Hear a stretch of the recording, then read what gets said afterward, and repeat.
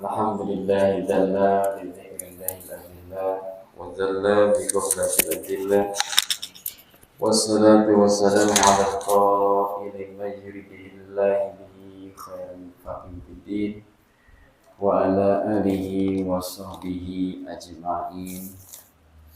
Allahumma la tada' lana dhanban illa ghafartah wa la hamman illa farajtah wala aiban ila satarta wala dainan ila qadaita wala saquman ila safaita wala hajatan ila qadaitaha wa yasritaha wa yassir lana umurana wasrah sudurana wa nawwir qulubana wa khtim bisolati a'malana amma ba'du.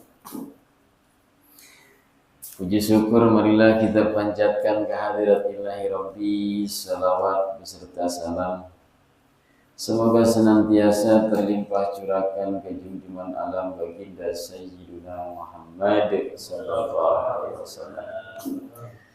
Para bapak-bapak hadirin wal hadirat sekalian, pada sore menjelang malam ini alhamdulillah kita sudah berada di akhir bulan Rabiul Akhir, tepatnya tanggal 26 Rabiul Akhir.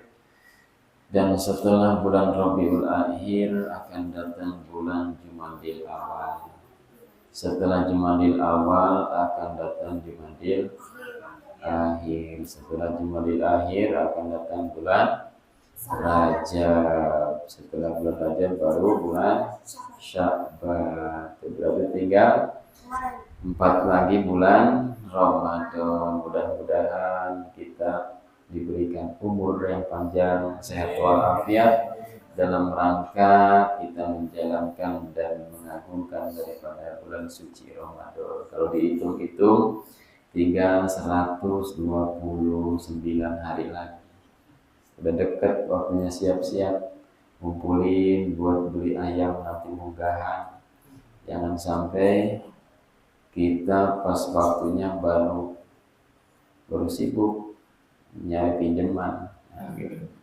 Ada baiknya dari sekarang kita mempersiapkan dengan niat dalam rangka mengagungkan bulan suci Ramadan.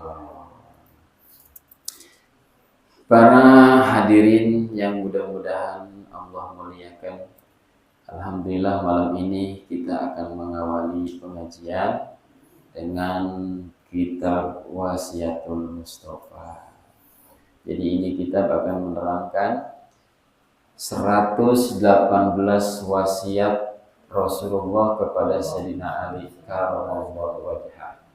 Nah, jadi wasiat ini bukan wasiat pribadi, akan tetapi Rasulullah mewasiatkan ini kepada Sayyidina Ali karramallahu wajhah untuk disebarkan lagi kepada seluruh umatnya Rasulullah. Mudah-mudahan dari 118 wasiat yang diwasiatkan Rasulullah kepada Sayyidina Ali, sedikit banyak kita bisa menambah ilmu, terlebih-lebih kita bisa mengamalkannya. Kita mulai. Bismillahirrahmanirrahim. Alhamdulillah. Alhamdulillahirabbil alamin. Jadi segala puji hanya bagi Allah Rabbil Alamina, Tuhan semesta alam. Jadi jangan sampai di mukadimah ini kita melupakan bahwa kita harus selalu bersyukur, dan kalimah alhamdulillah adalah kalimah tauhid yang mengatakan bahwa jangan sampai kita lupa semuanya Rabbil Alamin itu adalah kehendak Allah. Semuanya sesungguhnya hakikatnya tidak ada yang kebetulan. Kita ngedip aja itu adalah izin Allah. Apalagi kita berjalan menuju Masjid Al-Mu'allimin ini, semuanya adalah gerak daripada geraknya digerakkan oleh Allah Subhanahu wa ta'ala. Wassalatu hari rahmat Allah wassalam, juga kehormatan ala Sayyidina Muhammadin, moga-moga tetap dicurahkan kepada baginda Nabi Muhammad SAW wa ala alihi, juga kepada semua keluarganya, washabihi, dan kepada para sahabatnya ajma'ina tegese sakabehe. Kalau orang Jawa pasti paham tegese sakabehe ya. Wa ba'du, dan selanjutnya, fahadhihi, maka ini adalah wasiatun, wasiatnya siapa? Al-Mustafa alaihi salatu wassalam, Kanjeng Nabi Muhammad sallallahu alaihi wasallam, li Ali, kepada Sayyidina Ali Abi Thalib, putranya Abi Thalib, karramallahu wajhah, semoga Allah memuliakan wajah daripada Ali bin Abi Thalib.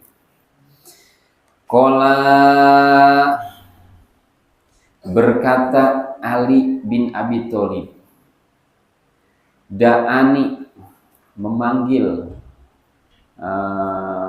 ngagorowan kalau bahasa Sunda itu ya. Memanggil siapa? Rasulullah SAW. Rasulullah SAW memanggil kepada Sayyidina Ali, faholwatu ma'ahu fi manzilihi, lalu berduaan antara Rasulullah dengan Sayyidina Ali,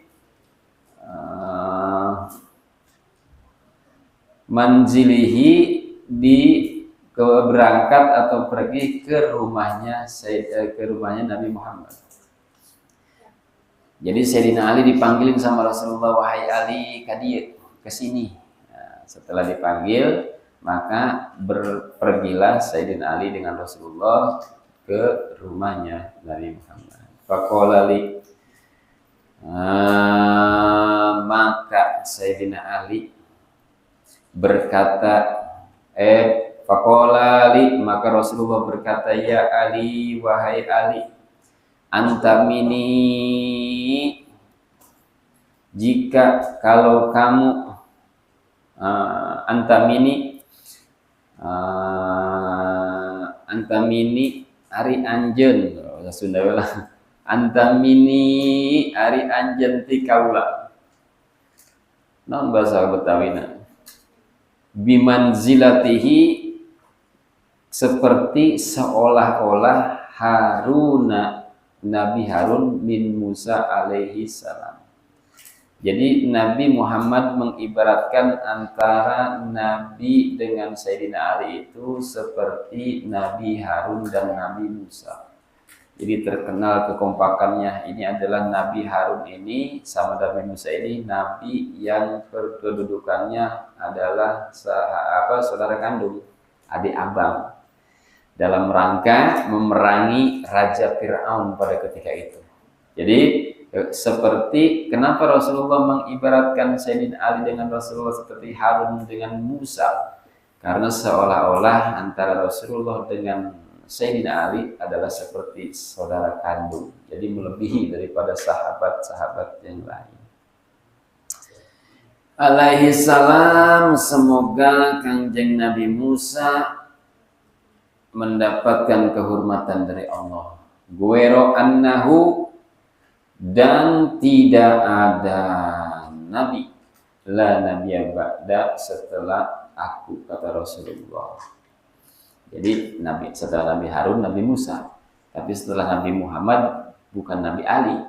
Nah, kedudukannya itu intinya bahwa Rasulullah menganggap bahwa Sayyidina Ali itu bukan sekedar sahabat, melainkan saudara sekandung, saudara kandung. Ini dan sebenar-benarnya usikal yauma, kata Rasulullah, saya berwasiat kepadamu di hari ini, biwasiatin, dengan wasiat, in anta, lamun, jika kamu wahai Ali, hafizaha, kepada wasiat ini, istahamidan, jika kamu benar-benar memegang wasiat ini, kata Rasulullah pada Sayyidina Ali, Istahamidan, maka hidupmu halnya akan terpuji.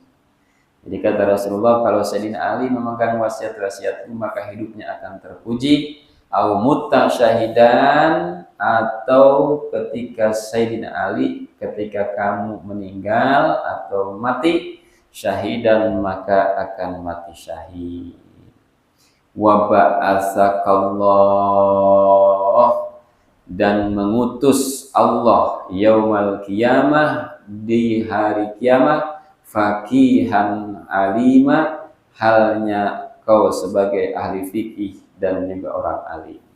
Jadi kata Rasulullah, kalau seandainya kau Ali bisa memegang wasiat-wasiatku, maka kau akan hidup terpuji, dan ketika mati akan mati syahid, dan nanti yaumul qiyamah kau adalah seperti orang yang ahli fikih dan orang yang alim. Nah, itulah mukadimah sekelumit tentang akan pembahasan kitab Wasiatul Mustafa.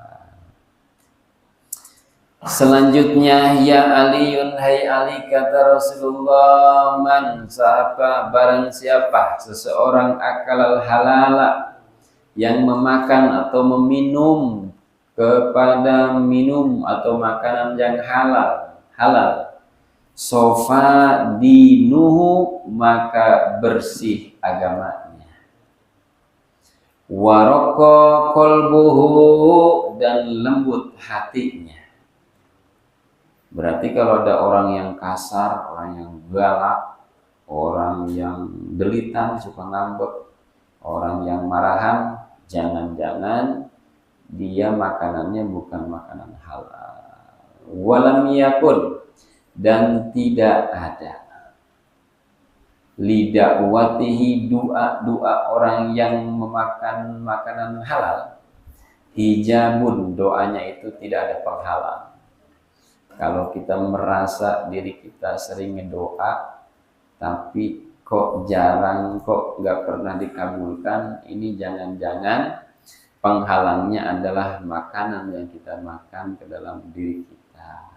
Karena sesungguhnya seseorang yang man akalal halala, orang yang memakan barang halal itu, walam yakun lidakwatihi hijabun, doanya itu tidak ada penghalang, pasti diijabah.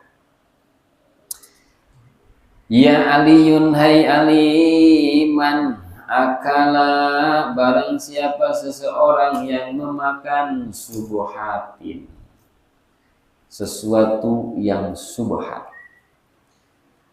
Jadi subhat ini adalah sesuatu barang yang belum jelas statusnya antara halal dan haram.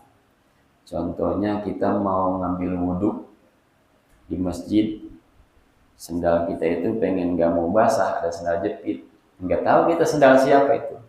Nah, kita ujung-ujungnya langsung dipakai, kita pakailah berwudhu sendal jepit tersebut yang punyanya itu kita nggak pernah tahu, nggak pernah kenal.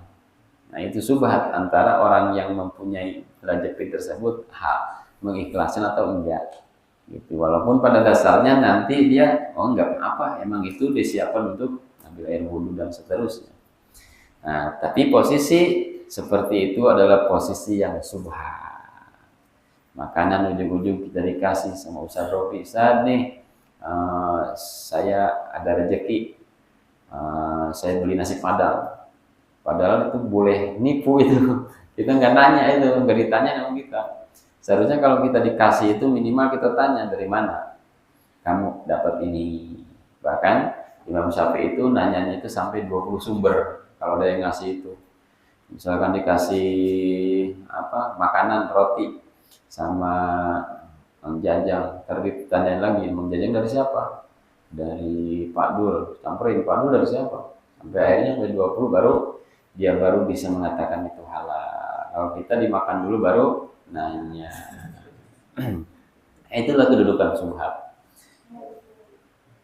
Siapa yang sering memakan makanan subhat, istabaha, maka ragu-ragu, alaihi, kepadanya, dinuhu, agamanya. Jadi sering ragu-ragu. Jadi orang yang sering makan subat itu ke agama itu sering ragu-ragu, ada yang ngegeremet dalam hati itu. Kadang-kadang kita kalau lagi sendiri sebenarnya setelah mati ada nggak sih pertanyaan munkar wa nakir? Kan itu memang udah apa namanya? Udah doruri, maksudnya udah masur, dan itu udah sepakat semua ulama ada bahwa alam barzah itu ada dan pertanyaan oleh munkar wa nakir itu ada. Nah, karena kita sering memakan atau melakukan sesuatu yang subhat, maka di dalam hati seseorang tersebut akan ada rasa keraguan-raguan dinuhu terhadap agamanya. Bahkan kadang-kadang ada enggak sih, dalam hati sendiri. Ditanyain enggak sama orang karena gengsi, takut dibilang bodoh atau gila dan seterusnya. Jadi dalam hatinya itu banyak yang geremet hal-hal antara kayak semacam ada nggak sih nanti surga dan neraka, dosa dan seterusnya. Nah, itu ada keraguan-raguan karena sering memakan barang subhat. Kalau melakukan itu gosok namanya. Kalau misalkan ada jalan utama nih, jalan utama. Nah, di sini di pinggirnya itu ada halaman orang. Nah, kita tuh karena jalan utamanya jelek, lubang-lubang, kita masuk ke pelatarannya orang. Ini maksudnya gosok. Kedudukan sama seperti gasal, nggak boleh. Belum tentu orang yang tanahnya yang kita lewatin itu ikhlas. Karena memang pada dasarnya ada itu disediakan jalan umum, walaupun memang bolong-bolong. Mungkin polisi tidurnya terlalu gede, gitu kan? Mungkin polisi tidur terlalu gede, jadi dia menghindari polisi tidur, naiklah ke tanah orang, ke peluran rumah orang. Lalu wa azlama qalbuhu, dan gelap hatinya. Jadi hati orang yang sering memakan barang subhat itu susah dinasihatinnya, merasa benar sendiri. Ketika ya semacam musyawarah itu pengen kritikannya atau masukannya itu masuk ke dalam kategori mufakat dan seterusnya. Begitulah hatinya gelap, tidak cerah, tidak bersih. Lalu waman akala haraman, dan barang siapa yang memakan barang haram. Kalau tadi subhat itu wa azlama qalbuhu, kalau subhat, kalau haram mata qalbuhu, maka mati hatinya. Jadi bukan hanya gelap tapi mati hatinya. Mati hatinya dalam arti meninggalkan sholat juga enggak merasa dosa. Bahkan minum minuman air keras juga enggak merasa dosa, bahkan enggak merasa haram, barang itu, minuman itu haram. Jadi malah lebih kepada kalau saya minum bir 1 botol, perasaan ini badan enak. Jadi udah berasa bukan barang haram, bahkan merasa bahwa itu adalah obat. Begitu Pak Ustaz Wahyi. Jadi mati mata qalbuhu, sering-sering makan barang. Wa khaffa dinuhu, dan enteng agamanya. Jadi enteng itu apa? Mudah goyah, bisa jadi murtad, digeser, digoyang sedikit ya sama agama lain. Pak, kerja di perusahaan saya gaji 3 kali lipat dari perusahaan yang Bapak sekarang kerja, tapi Bapak ikut agama saya. Itu kalau orang yang agamanya dibilang wakofah, orang yang agamanya enteng, itu bisa terjadi sesuatu hal yang membuat dia keluar daripada Islam, murtad. Kan mobil juga sama, kalau enteng mah kurang enak, 120 udah melayang, gitu kan, udah nggak jelas jalannya. Kalau yang ampek mah kayak Innova Ribon lah ya, 16 masih nempel itu, seenak goyangnya. Nah, jadi konsekuensi daripada sering memakan makanan haram diantaranya mati hatinya, wa khaffa dinuhu, dan enteng agamanya, wa dha'ufa yakinuhu, dan lemah keyakinannya, wa hajaballah, dan menghalangi Allah da'watahu wa qalat ibadatahu, dan Allah menghalangi dari doa-doanya, wa qalat ibadatahu, dan sedikit ibadahnya. malas terus bawaannya. Mau ke masjid malas, mau hadiran maulid malas. Malam ini ada maulid nih di Thariqul Huda, udah nggak peduli terbarang. Nah, jadi bawaannya kalau kita sering makan barang haram, maka kita sedikit ibadahnya, malas. Subuh di rumah terus, padahal dari jam 4 bangun gitu, padahal dengar aja tapi malas.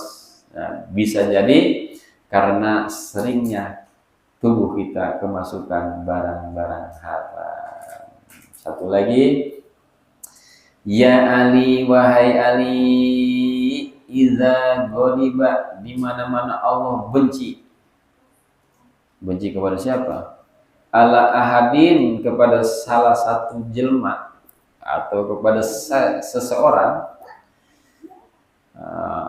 razaqahullahu, maka diberilah banyak orang itu rezekinya kepada orang yang Allah benci tadi, malan harama, kepada harta yang haram. Nah, jadi kadang-kadang sikap Allah itu kepada orang yang Allah benci, sangat benci, justru Allah memberikan rezeki yang banyak kepada seseorang tersebut, kalau namanya itu istrijal. Nah, jadi nggak dikasih, bisnis apalagi lancar terus, padahal barang-barang itu baranginya rezeki itu dibarengi dengan setan. Fa ijastada godobuhu alaihi, maka di mana-mana sangat bencinya Allah alaihi, kepada orang tersebut, wakalla bihi, maka Allah memasrahkan orang tersebut syaitonan, kepada satu setan, yubarikhu, yang menambah lahu, kepada seseorang tersebut, tihi, di dalam harta orang tersebut. Jadi hartanya itu penuh dengan setan. Wayasabuhu, dan membarengi setan kunya kepada orang yang tadi, kepada orang yang dibenci sama Allah. Wayusgiluhu, dan seseorang tersebut menundukkan bid dunia, jiwanya kepada dunia, jadi tunduk ke dunia. Jadi yang dia pikiran itu dunia, yang dipikirin itu dunia terus, nggak ada mikirin ke akhirat, nggak ada mikirin sodako, nggak ada mikirin ngasih kepada sesama.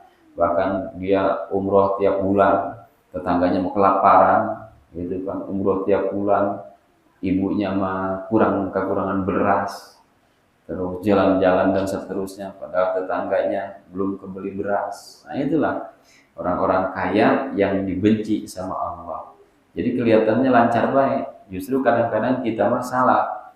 Kok dia mah nggak pernah sholat, nggak pernah ngaji, lancar terus sih. Nah, kita mikirnya kalau malah kita yang kesambar setannya. Aku nggak sholat lagi ya. Bahkan kadang-kadang kebanyakan itu orang-orang yang mau hijrah dari dunia nggak benar kepada dunia yang mau benar gitu, rajin ngaji dan seterusnya. Yang awalnya dia lagi nggak benar, hartanya, bisnisnya lancar dan seterusnya, setelah dia hijrah malah dia bangkrut dan seterusnya. Justru pada fase seperti itu adalah fase di mana Allah sedang memilih-milih harta yang mana yang halal masuk kepadanya. Mungkin waktu dia belum tobat mah harta yang haram, yang subhat dan seterusnya Allah masukin karena Allah benci. Tapi ketika dia hijrah, ingin apa dan seterusnya, maka saat itulah Allah menyayanginya dengan menjatuhkan semua hartanya dan memasukkan harta-harta yang halal saja. Itu pada hakikatnya seperti itu. Apa nih? Tadi sampai dia tunduk kepada dunia, andinihi, dan lupa akan agamanya. Bahkan dia lupa, gue nggak pernah sholat, agama gue apa ya? Kristen apa Islam? Sampai lupa dia karena seringnya makan bendunya bencinya Allah, sehingga orang itu lupa. Tapi gue Islam tapi nggak pernah sholat ke masjid. Hari Jumat orang-orang berangkat ke masjid malah nyeduh kopi sama sampurnamil ya, mandul gitu. Jadi sampai dia lupa ke dunia, dia semakin tunduk. Anidini, bahkan dia sampai lupa akan agamanya. Wa yusahilu,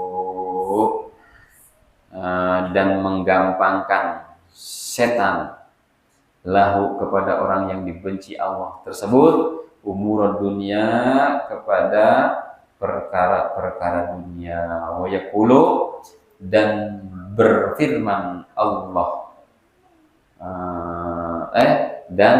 bukan Allah yang berfirman, sehingga orang tersebut dirayulah sama setan, sesungguhnya Allahu Ghafurur Rahim, ari Allah, atau sesungguhnya Allah itu Maha mengampuni dan Maha pengasih.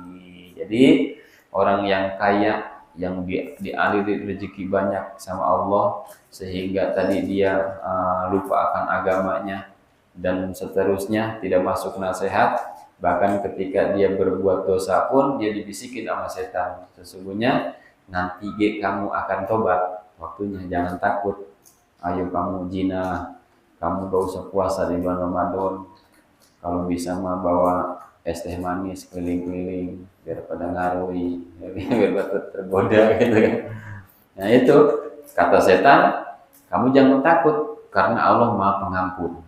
Allahu Ghafurur Rahim. Itulah bisikan-bisikan setan kepada orang-orang yang benar-benar dibenci sama Allah Subhanahu wa taala. Jadi jangan sampai kita dalam status rezeki lancar dan Allah membenci kita.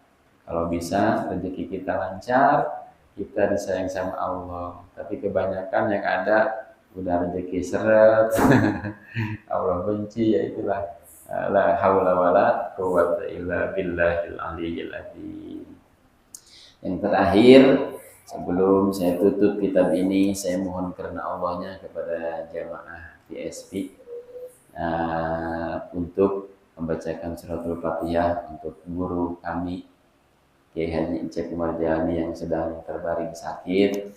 Mudah-mudahan dengan fadilah daripada kita membaca suratul Fatihah berjamaah, Allah angkat penyakitnya, dan umumnya kepada saudara-saudara kita, keluarga kita yang sedang tidak sehat, Allah juga angkat penyakitnya. Ila hadiniya wa kulli nabiyyin sholihan wa ila hadratin nabi al-Fatihah. A'udzu billahi minasyaitonir rajim. Bismillahirrahmanirrahim. Alhamdulillahirabbil alamin arrahmanir rahim maliki yaumiddin. Iyyaka na'budu wa iyyaka nasta'in. Ihdinas siratal mustaqim.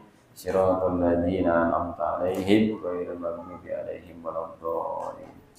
Ila liqa fi amanillah. Wassalamualaikum warahmatullahi wabarakatuh. Waalaikumsalam.